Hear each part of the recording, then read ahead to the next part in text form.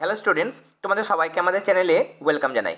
আজকে আমরা পরশর test paper থেকে দেখো ফিজিক্যাল সায়েন্সের পেজ নাম্বার 259।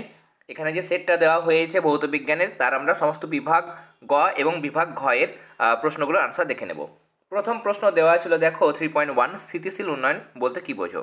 আমরা জানি যে স্থিতিশীল উন্নয়ন হলো এমন একটা ধারণা বা একটা এমন পরিকল্পনা যেখানে আমাদের বর্তমান প্রজন্মের শক্তির চাহিদাগুলো মেটানো হয় এবং তার সঙ্গে সঙ্গে ভবিষ্যৎ প্রজন্ম যাতে অন্ধকারে না চলে যায় তার জন্য তাদের জন্য কিছু সম্পদ রেখে দেওয়া হয় বা সংরক্ষণ করা হয়, যাতে করে তারাও যেন ভবিষ্যৎ প্রজন্ম যারা তারা যেন পুরোপুরি অন্ধকারে না চলে যায় বা তাদের অগ্রগতি যাতে না থেমে যায়, তার পাশাপাশি আমাদেরও যেন অগ্রগতি বজায় থাকে।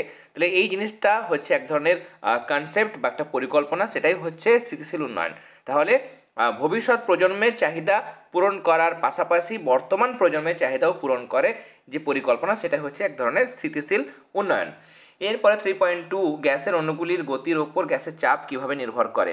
দেখো, স্থিতিশীল উন্নয়ন বা বেশ কিছু প্রশ্ন আমরা অনেকবার বলে দিয়েছি, এগুলো বলার বারবার প্রয়োজন থাকে না, তবুও জাস্ট একটু করে, খুব ডিটেলসে যাব না, একটু করে তোমাদের কিছু কিছু প্রশ্ন যেগুলো হয়তো কয়েকবারই হয়েছে সেগুলো বলবো, আর যেগুলো অনেকবার হয়েছে সেগুলো কিন্তু আমি পুরোপুরি স্কিপ করে দেবো, কেমন, তার কারণ অলরেডি অনেকগুলো ভিডিওতে আমরা বলেছি। 3.2 এখানে দেখো, আমরা জানি যে কোনো গ্যাসের অণুগুলো সবসময় গতিশীল, কখনোই কিন্তু এক জায়গায় স্থির অবস্থায় থাকে না। তাহলে যখন গতিশীল তখন একটা পাত্রতে যদি রাখা হয়, তাহলে পাত্রের দেওয়ালগুলোতে গ্যাসের অণুগুলো এদিকে নিচের দিকে সব দিকেই কিন্তু সবসময় সংঘর্ষ হচ্ছে, মানে তার সঙ্গে আঘাত দিচ্ছে। আঘাত দিলে সেখানে চাপ প্রয়োগ হবে। এবার দেখো, গ্যাসের যেটা চাপ পি, সেটা হচ্ছে 1/3 রো সি স্কোয়ার। সি এখানে দেখো আরএমএস দেওয়া হয়েছে, আরএমএস মানে হচ্ছে রুট মিন স্কোয়ার ভেলোসিটি। যাই হোক, তুমি সি স্কোয়ারও লিখতে পারো। তাহলে পি মানে হচ্ছে 1/3 রো সি স্কোয়ার। রো হচ্ছে কি ঘনত্ব, সি আরএমএস যেটা হচ্ছে অণুগুলির গড় বর্গবেগের বর্গমূল, তাই না। Root mean square velocity, root mean square velocity মানে হচ্ছে গড় বর্গবেগের বর্গমূল। এবার অণুগুলোর গতিবেগ তাহলে যদি বৃদ্ধি পায়, তাহলে অণুগুলোর গতিবেগ মানে সি যদি বৃদ্ধি পায়, তাহলে চাপটা কী হবে, বাড়বে। তাহলে তুমি এরকম মনে রাখতে পারো, মানে যারা একদমই পারবে না এই জায়গাটা, তারা লিখবে যে আমরা জানি যে গ্যাসের অণুগুলো সর্বদা গতিশীল, সবসময় আবদ্ধ পাত্রে থাকা পাত্রের দেওয়ালে গ্যাসের অণুগুলো সংঘর্ষ ঘটায় বলে চাপ প্রয়োগ করে।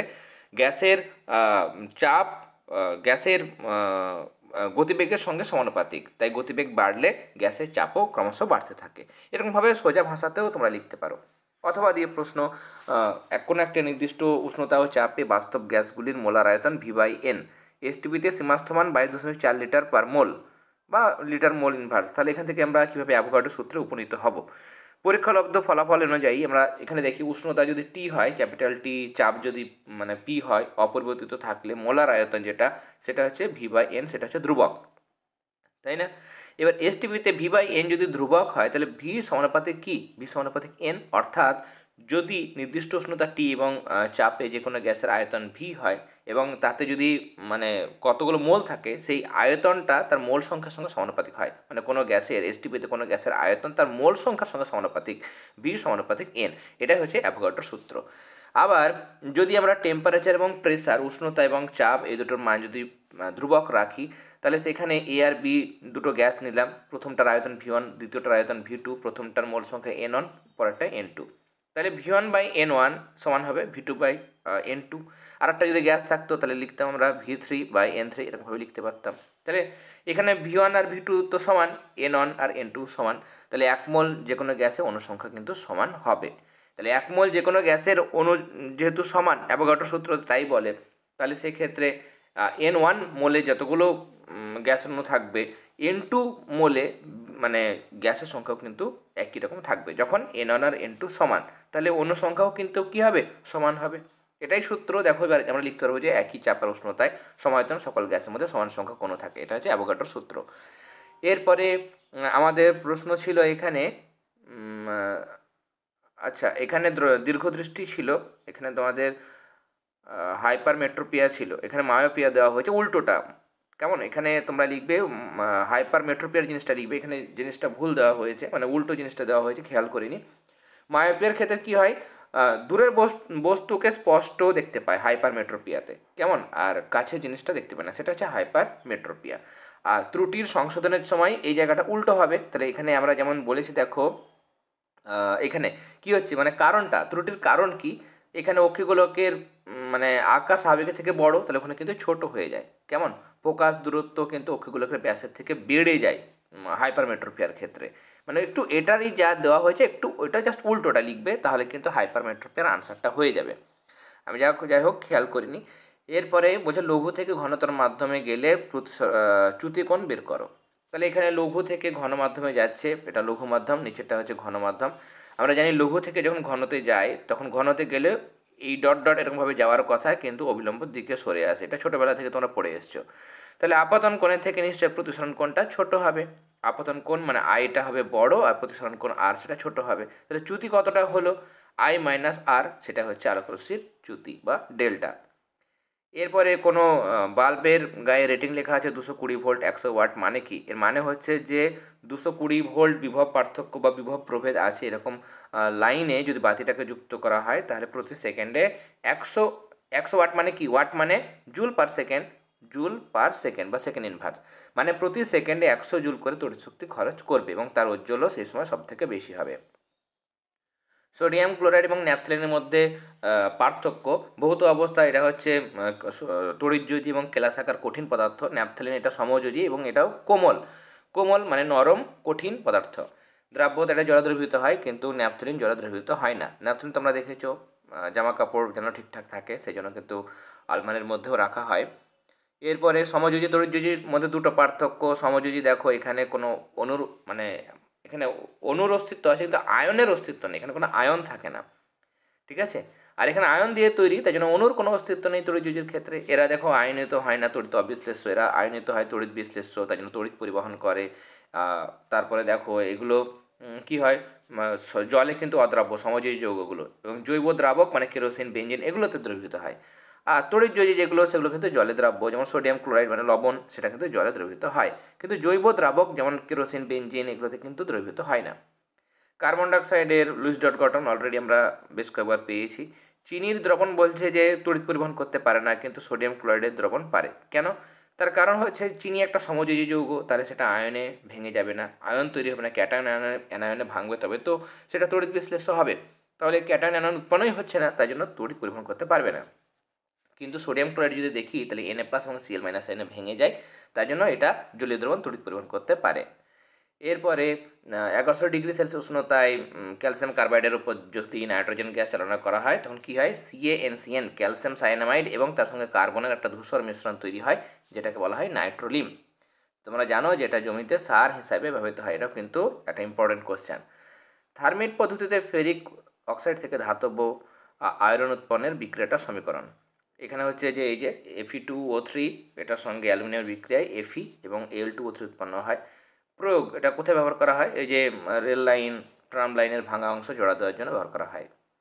নেক্সট, কপার সালফেটের দ্রবণে যদি একটা লোহার টুকরো দেওয়া হয় তাহলে কী ঘটবে, এখানে এখানে প্রতিস্থাপন বিক্রিয়া ঘটে। তোমরা জানো যে এখানে কপার এবং লোহার মধ্যে লোহার রাসায়নিক সক্রিয়তা কপার থেকে বেশি, যেহেতু লোহাটা তড়িৎ রাসায়নিক শ্রেণীতে কপারের ওপরে অবস্থিত, তাহলে যে ওপরে অবস্থিত সে কী করবে, অন্য কোনো ধাতু যৌগ থেকে তাকে প্রতিস্থাপিত করতে পারবে। তাহলে কপার সালফেট থেকে কপারকে আলাদা করে দিচ্ছে এবং সালফেটের সঙ্গে আয়রনটা যুক্ত হয়ে ফেরাস সালফেট উৎপন্ন হচ্ছে। তো এটাই তোমরা লিখবে। নেক্সট, এখানে প্রত্যেকটা একটা করে ব্যবহার, ডিনেচার্ড স্পিরিট ব্যবহার করা হয় কোথায়, এটা বার্নিশ এর কাজে, রং তৈরিতে, ভিনিগার মাছ মাংস সংরক্ষণে, অ্যাসিটিলিন ব্যবহার করা হয় কার্বাইড বাতিতে উজ্জ্বল আলো সৃষ্টির জন্য, ইথিলিন কাঁচা ফল পাকাতে ব্যবহার করা হয়। যারা যারা এই পিডিএফগুলো চাইছো, অলরেডি আমরা পর্ষদের আলাদা গ্রুপ করেছি, শুধুমাত্র পর্ষদ যারা চাইছো পর্ষদের পিডিএফগুলো তোমরা নিতে পারো। যে প্রাইসটা তোমরা দেখতে পাচ্ছ হাফ প্রাইসে তোমরা পিডিএফগুলো পেয়ে যাবে। আর যারা এবিটি এবং পর্ষদ দুটোই পেতে চাইছো তারাও যোগাযোগ করতে পারো পেড ক্লাসে যুক্ত হওয়ার জন্য। যে হোয়াটসঅ্যাপ নাম্বার দেওয়া হয়েছে সেই হোয়াটসঅ্যাপ নাম্বারে যোগাযোগ করে তোমরা পর্ষদের বা এবিটি এর পিডিএফগুলো যারা যারা ইচ্ছুক এখনও কিনতে চাইছো তারা কিন্তু নিতে পারো। কেমন, 4.1 চার্লসের সূত্র আমরা জানি, অনেকবার করেছি। বয়েলের সূত্র অনুসারে অপরিবর্তিত উষ্ণতায় নির্দিষ্ট ভরে কোনো গ্যাসের চাপ এবং আয়তনের মধ্যে সম্পর্ক, মানে ওই বয়েলের সূত্র ভি সমানুপাতিক 1/p, মানে বি আয়তন, গ্যাসের আয়তন তার চাপের সঙ্গে ব্যস্ত অনুপাতে পরিবর্তিত হয় যখন উষ্ণতা এবং গ্যাসের ভর অপরিবর্তিত থাকে, মানে ধ্রুবক থাকে। এটাই তোমাদের লিখতে হবে। গাণিতিক যে প্রশ্নটা দিয়েছে এটা আমি বলে দিচ্ছি, তোমাদের বুঝিয়ে দিচ্ছি। এখানে বলছে ক্যালসিয়াম কার্বনেটের সঙ্গে HCl এর বিক্রিয়ায় ক্যালসিয়াম ক্লোরাইড উৎপন্ন হয়, জল উৎপন্ন হয় এবং কার্বন ডাইঅক্সাইড উৎপন্ন হয়, এটা বলেই দিয়েছে। এবার প্রশ্ন হচ্ছে আমরা প্রশ্নে যাওয়ার আগে কী করবো এখানে। আচ্ছা, প্রশ্নটা অবশ্যই আরেকটা জিনিস দেখতে হবে, তার কারণ গ্রাম বলে না মোল বলে না আয়তন বলে সেটাও দেখতে হবে, সেই হিসাবে আমরা নিচেকার ডেটাগুলো লিখবো, তাই না। এবার হচ্ছে 50 গ্রাম ক্যালসিয়াম কার্বনেট থেকে 55.5 gram calcium chloride, 22 gram carbon dioxide ও 9 গ্রাম জল তৈরি করতে কত HCl লাগবে। তাহলে আমাকে সব এগুলো গ্রামে করতে হবে, তাই না। তাই ক্যালসিয়ামের 40, কার্বনের 12, অক্সিজেনের 16, তিনটে আছে তো 3 × 48 আর 12 হয়ে যাচ্ছে 60 আর 40 100। HCl বার করবে H একটা হাইড্রোজেন, এবং এখানে ক্লোরিনের কত, ক্লোরিনের হচ্ছে 35.5, তাহলে ওটা হয়ে যাচ্ছে 36.5। কিন্তু এখানে এই জিনিসটা তো ভুল করেছে, এই জিনিসটা অ্যাকচুয়ালি করা উচিত ছিল, তোমরা কারেকশান করে নিও, এখানে 2 দিতে হবে, কেমন, এবং এটা সমান চিহ্ন দেবে, বইটাতেই ভুল দিয়েছে, তাহলে এটা সমান চিহ্ন দেবে, কেমন। তবেই তো তুমি মানে বিক্রিয়ার এখানে আমাদের সমিত সমীকরণ লিখতে হয়, মানে ব্যালেন্সড ইকুয়েশন লিখতে হয়, তবেই আমাদের ঠিক হয় সেটা। যাই হোক, এটা লিখলে। আর এখানে যা যা দেওয়া হয়েছে ক্যালসিয়াম ক্লোরাইড বার করবে, জলের বার করবে, এটা 18 হবে, কেমন, জলের 18 হবে। আর এখানে কার্বন ডাইঅক্সাইড তোমরা জানো 44। আমি বলেছিলাম যে কিছু কিছু কিন্তু তোমরা মনে রাখবে, কার্বন ডাইঅক্সাইড হোক, অ্যামোনিয়া হোক, H2SO4 হোক, ক্যালসিয়াম কার্বনেট, HCl, অনেক কিছু আছে যেগুলো তোমাদের জানতেই হবে, কেমন। এবার এখান থেকে সরাসরি আমরা প্রশ্নে চলে আসি। 100 গ্রাম ক্যালসিয়াম কার্বনেট থেকে আমরা দেখলাম তাহলে যে 111 গ্রাম আমার কী তৈরি হয়েছিল, ক্যালসিয়াম ক্লোরাইড, 18 গ্রাম জল আর 44 গ্রাম কার্বন ডাইঅক্সাইড তৈরি হয়েছিল, এবং সেখানে HCl লাগছিল 73 গ্রাম। তাহলে 50 গ্রামে কত লাগবে, 50 গ্রামে এটার অর্ধেক হবে ক্যালসিয়াম ক্লোরাইড, তাহলে এটার অর্ধেক কত, সেটার অর্ধেক হচ্ছে 55.5 গ্রাম ক্যালসিয়াম ক্লোরাইড। জল কত লাগবে, 100 গ্রামে লাগে 18, 50 গ্রামে কত লাগবে তার অর্ধেক, যেহেতু 100-র অর্ধেক হয়েছে 50, তাহলে এগুলো অর্ধেক হবে, তা 9 হবে, 40-এর অর্ধেক হবে 22, ব্যাস। আর HCl কত হবে, 73 অর্ধেক হবে, তাহলে 36.5, কেমন, তাহলে এটা আমাদের HCl দরকার। বলছে কত মোল HCl লাগবে, তাহলে HCl এর মোল সংখ্যা আমরা একটু আগেই বার করলাম, দেখো HCl এর মোল সংখ্যা আরও একবার করে দিচ্ছি। HCl মানে কত, HCl এর মোল সংখ্যা কত, হাইড্রোজেনের 1, ক্লোরিনের 35.5, যোগ করলে কত হয়, 36.5 হয়। এটা এত গ্রাম মানে 1 মোল, আর আমার উত্তর হয়েছে এটাই, তাহলে এটা মানে নিশ্চয়ই কত মোল, 1 মোলই হবে, তাহলে ফাইনাল 1 মোল আনসার। এরপরে বাণিজ্যিক জিঙ্কে এই ধরনের প্রশ্ন আমি এবারই লক্ষ্য করছি, বেশ কয়েকটা সেটে, অনেকগুলো সেটে দেওয়া হয়েছে, এগুলো কিন্তু প্র্যাকটিস করে যাবে। বাণিজ্যিক জিঙ্কে 35% অশুদ্ধি রয়েছে, এই পার্সেন্টেজটা তোমাদের চেঞ্জ করে দিতে পারে, হয়তো এই প্রশ্নে তুমি 35% পড়ছো সাপোজ, এবার তোমাদের অন্য মাধ্যমিকে হয়তো প্রশ্ন আসলো 50%, 80% এরকমভাবে দিয়ে দেয়, কেমন, তখন তোমরা সেভাবে অঙ্কটা করবে, আর কিছুই নয়, রুলসটা একই রকম থাকবে। তাহলে অশুদ্ধি মানে ইমপিউরিটি যদি 35% থাকে, তাহলে বিশুদ্ধ অংশ কতটুকু আছে, 100% থেকে বাদ দেবো, তাহলে 65% পিওর জিনিস আছে আর এইটুকু খাদ আছে, সোজা কথা। এবার 100 গ্রামে জিঙ্কের কতটুকু থাকে, 100 গ্রাম নমুনার মধ্যে জিঙ্ক থাকবে কত পার্সেন্ট, 65%, এই 65% দেখলাম, তাহলে 100 ভাগে 65, 50 গ্রাম কত থাকবে, তার অর্ধেক মানে 32.5। এবার সমীকরণটা লিখবো, জিঙ্কের সঙ্গে বলছে যে সালফিউরিক অ্যাসিডের বিক্রিয়ায় জিঙ্ক সালফেট এবং হাইড্রোজেন তৈরি হয়, তাহলে কী পরিমাণ হাইড্রোজেন আমার তৈরি হবে যদি 50 গ্রাম আমরা কী নিব, জিঙ্ক নিই। তাহলে আমার এখানে দেখো আমরা এটা লিখবো, এটা সমীকরণটা দেওয়ার পরে যে 65 গ্রাম থেকে আমাদের 2 গ্রাম হাইড্রোজেন তৈরি হয়েছিল, 1 মোল মানে 2 গ্রাম, তাহলে এটাতে 32.5, এই যে 32.5ই তো আমরা পেলাম 50 গ্রামের জিঙ্কের পরিমাণ, তাহলে 32.5 জিঙ্ক থেকে আমরা কত পাবো, তাহলে 65 থেকে 2 গ্রাম, 1 গ্রাম থেকে কত হবে বাই 65, তাহলে 32.5-এর সঙ্গে কত গুণ করব, গুণ করে হিসাব করবে, দেখো 32.5-এর সঙ্গে 2 গুণ করলে 65, আর নিচে আছে 65, তাহলে কেটে যায়, নিয়ে এক পড়ে থাকে, তাহলে হাইড্রোজেনে ভর হবে 1 গ্রাম। এরপরে লোহার আয়তন প্রসারণ গুণাঙ্ক, এটা মানে কি, এটা মানে হচ্ছে যে 1 ডিগ্রি সেলসিয়াস উষ্ণতা বাড়ালে 36 × 10⁻⁶ একক আয়তন বৃদ্ধি পায়, এটা তোমাদের লিখতে হবে। তারপরে কঠিনের আয়তন প্রসারণের একটা উদাহরণ, ওই যে কাঁচের শিশির মুখে যদি ধাতব ছিপি আটকে যায় তাহলে গরম করলে সেটা সহজে খুলে যায়। প্রিজমের এই জিনিসটা অনেকবার এসছে, এটা তোমরা ভালো মতোভাবে প্র্যাকটিস করবে। উত্তল লেন্সের সাহায্যে অসৎ এবং সমশীর্ষ বিবর্ধিত, অসৎ যদি হয় তাহলে কী হবে, অসৎ হলে উত্তল লেন্সের সাহায্যে অসৎ সমশীর্ষ, তাই তো, 1 মিনিট, হ্যাঁ, বিবর্ধিত, তাহলে এখানে তোমরা এই যে জিনিসটা দেওয়া হয়েছে তোমরা কিন্তু এই ছবিটা লিখবে, কেমন। আচ্ছা, এখানে এটা সৎ হয়ে গেছে, অসৎটা আমি যারা পেড গ্রুপে আছে তোমাদের কারেকশান করে দেবো। এটা অসৎ বলেছিল কিন্তু সৎ হয়েছে, তোমরা এই জায়গাটা কারেকশান করে নেবে কেমন।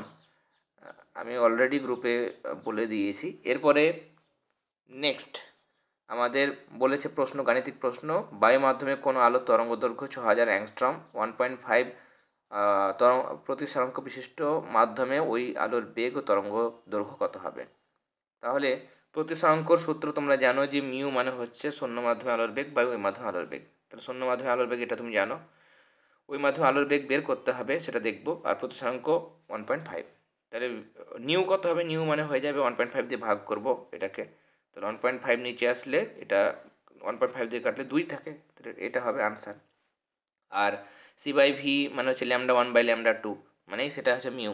তাহলে এখানে আমরা λ2 বার করব তাই না, তরঙ্গ দৈর্ঘ্য বার করব। তাহলে λ2 কত হবে, λ2 যদি আমরা আনতে চাই এখান থেকে, λ2 যদি উপরে আসে তাহলে λ2 যদি উপরে আসে তাহলে মিউটা নিচে আসে, তাহলে λ1/μ। তাহলে λ1 কত ছিল 6000 অ্যাংস্ট্রম আলোর তরঙ্গ দৈর্ঘ্য বায়ু মাধ্যমে, আর প্রতিসরাঙ্ক 1.5 ভাগ করব 4000 অ্যাংস্ট্রম হবে আনসার। লেঞ্জের সূত্র হয়েছে, জুলের সূত্র ভালো মতোভাবে তোমরা প্র্যাকটিস করে যাবে, এখানে বলার কিছু নাই। এই সমানুপাতিক আই স্কয়ার আরটি সূত্র মনে থাকলে তোমরা বলতে পারবে যে উৎপন্ন তাপ আই মানে প্রবাহ মাত্রার সমানুপাতিক বর্গের সঙ্গে সমানুপাতিক যখন আর এবং টি ধ্রুবক থাকে। একবার বলবে তোমরা বলবে যে যেমন তুমি আই স্কয়ারের সঙ্গে সমানুপাতিক বললে, যেমন উৎপন্ন তাপ রোধের সঙ্গে সমানুপাতিক যখন আই এবং টি ধ্রুবক থাকে। একই রকমভাবে উৎপন্ন তাপ সময়ের সঙ্গে সমানুপাতিক যখন আই প্রবাহ মাত্রা এবং আর রোধ ধ্রুবক থাকে, মানে যার সঙ্গে সম্পর্ক বাদ বাকি দুটো ধ্রুবক থাকবে, এরকমভাবে তোমাদের লিখতে হবে। এরপরে গাণিতিক প্রশ্ন, 10টা 40 ওয়াট, 5টা 80 ওয়াট, একটা 80 ওয়াটের টিভি আছে, 6 ঘন্টা চলে, তাহলে 5 টাকা করে 30 দিনে বিল কত আসবে। তাহলে আমাদের সূত্র তোমরা জানো যে এন পিটি, এটা হচ্ছে সূত্র। নাম্বার কতগুলো সংখ্যায় আছে, ক্ষমতা কত, আর ক ঘন্টা করে চলে। তাহলে 10টা আছে আমার বাল্ব 40 ওয়াটের 6 ঘন্টা চলে, 5টা আছে পাখা 80 ওয়াটের 6 ঘন্টা চলে, একটা আছে টিভি 80 ওয়াটের 6 ঘন্টা চলে। সব গুণ করে পাওয়ার আমরা যোগ করে পাচ্ছি এখানে এত ওয়াট আওয়ার, এত ঘন্টা। ঘন্টা মানে ওয়াট ঘন্টা, তাহলে 1000 দিয়ে ভাগ করব, ওয়াট ঘন্টাকে 1000 দিয়ে ভাগ করলে কিলো ওয়াট আওয়ার হবে। তাহলে সেটা কিলো ওয়াট আওয়ার মানেই হচ্ছে বিওটি, তাহলে এত আমি ইউনিট পেলাম। এবার একদিনে যদি এত ইউনিট হয় তাহলে 30 দিনে কত ইউনিট, 30 দিনে গুণ করবো আমরা, তাহলে পেয়ে যাবো এত বিওটি ইউনিট। এক ইউনিটে 5 টাকা খরচ, হলে মোট খরচ কত, 5 দিয়ে গুণ করে 792 টাকা।